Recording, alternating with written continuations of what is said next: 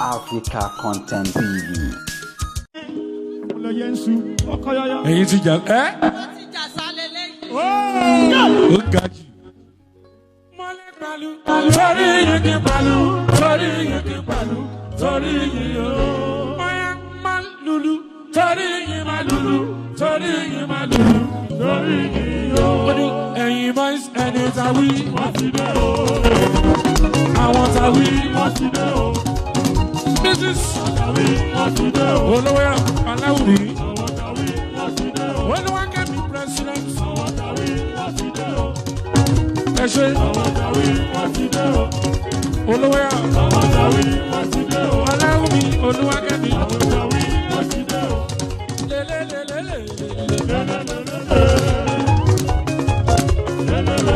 Èdè ẹ̀yìn.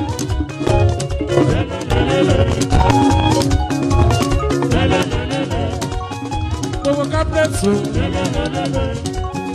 Ladies club. We are one. We are one. Káyìn máa bò sí.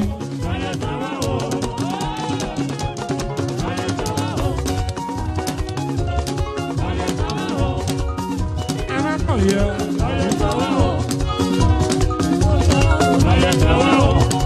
I don't need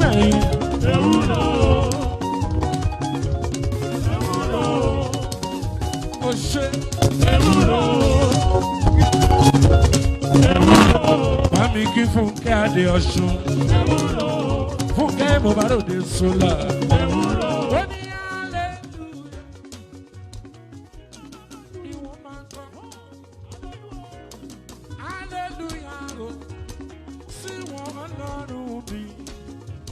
Orin hallelujah o,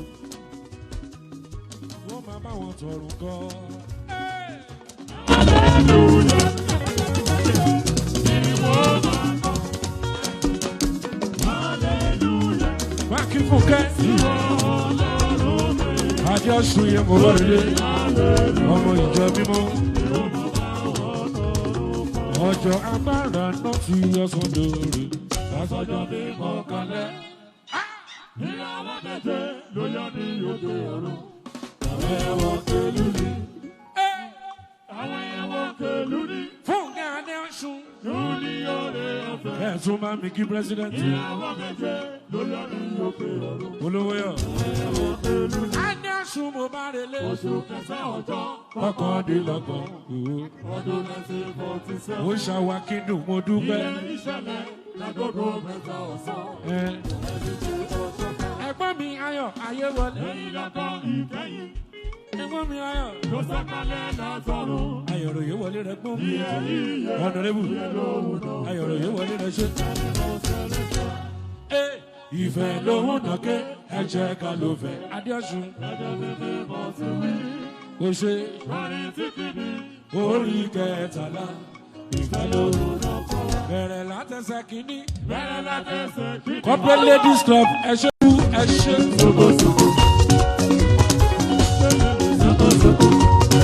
Ọmọ lójú jẹrò. Ọmọ lójú jẹrò mídíà. Ọmọ lójú jẹrò mídíà.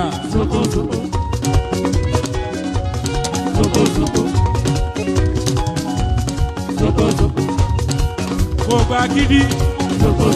Kò gba gidi ọ̀tọ̀s.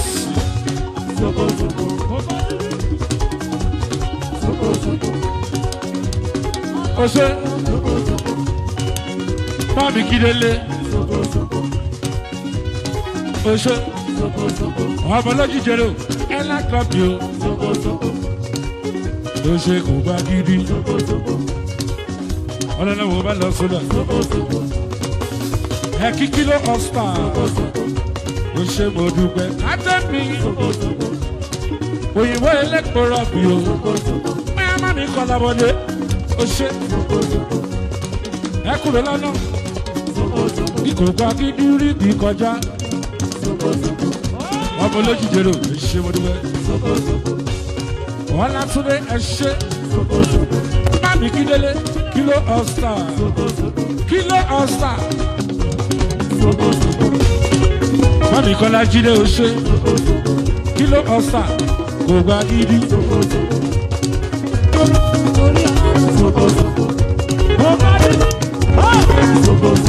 Mo bá mi kí kíló ọ̀sà, mo bá nílé.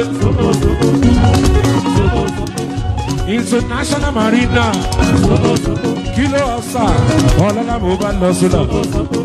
Ṣáàmà gbádùn ní tiẹ̀ o ṣe. Àjọ máa gbé bá ọpẹ́. Ọlọ́lá mo bá lọ.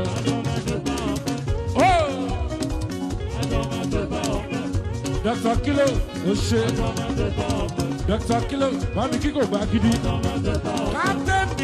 Captain mi Kilo. Dr. Kilo, mo máa rèlé. Kò gbá gidi ọ̀tọ̀ o ṣe. Mami kí Captain Kilo, o ṣe. Bóyá máa gbá, yé, o ṣàrú bá mi.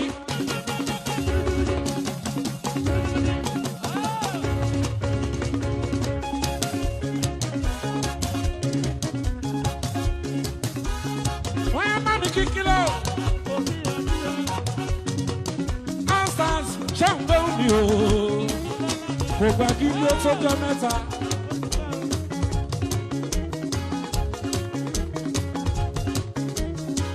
Alára Nàìjíríà mi o.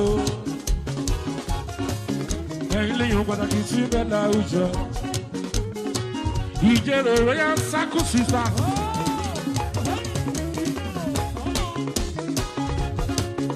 Wẹ́ẹ́ má mi kí kílò ọ̀sán àwọn kò gbà gidi. Kilo, àwọn kò gbà gidi tiwa.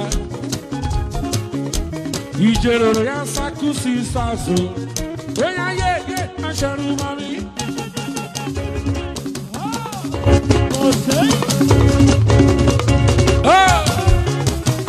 Mami kí kò gbà gidi. Ìjọba ẹjọ́ yẹn náà tún rẹ̀ mí. Kilo. Ìjẹ̀rò Royal Circle Sisters. Ọlọ́lá Gbajúmọ̀ mi Captain. Ẹ bá mi kí Captain.